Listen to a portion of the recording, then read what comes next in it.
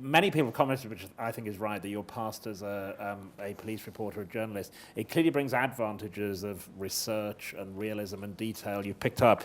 To turn it around, are there any disadvantages to a fiction writer of having been a newspaper journalist?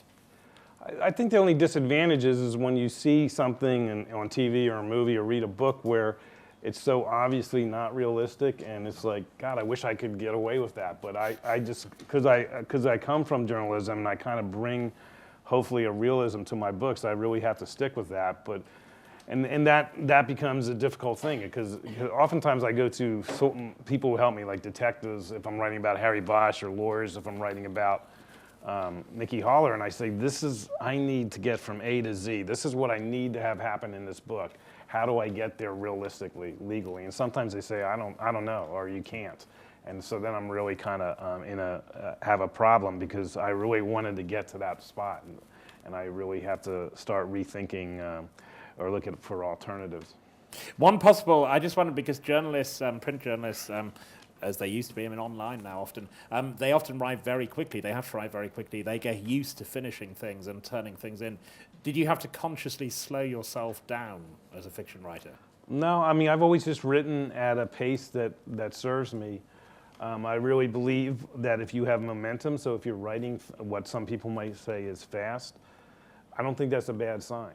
I think the books that I've written that have been most successful are the books I've written them the fastest. The Poet, I wrote that book in about 2 months, because it was a lot about my own life.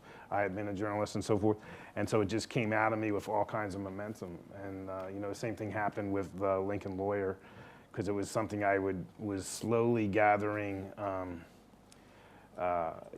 doing research here and there over a 5-year period. But when it was time, I said, like, it's now time to write this book, I wrote it very quickly. And so I know in the critical community, they might look at books that are written fast as not being good. I have the opposite effect. If I'm writing fast, I think something's working. And authors who write series, famously, there are broadly 2 types. There are the ones who plan it all out in advance, J.K. Rowling being a great example, sat down at a cafe table, sketched out all the books. Others, Ian Rankin, who you probably know, had killed off Rebus in his first book and then was persuaded to change it. So just some people wander into series. I mean, yours are even more complicated because you have overlapping series and characters from one to the other and all that. To what extent, I mean, it's just past 20 years now of Harry. What were your expectations at the beginning? Oh, you have no expectations. All you want to do is get a book published. And then if you're lucky, you hope they'll ask for more.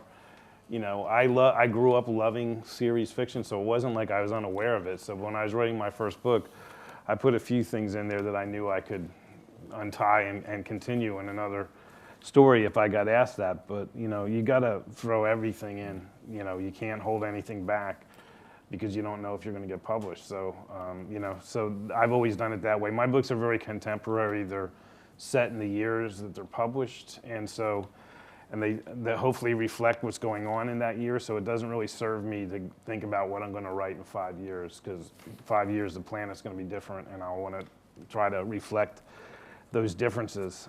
So I don't have any master plan. I like how it kind of looks like I do, but I really don't.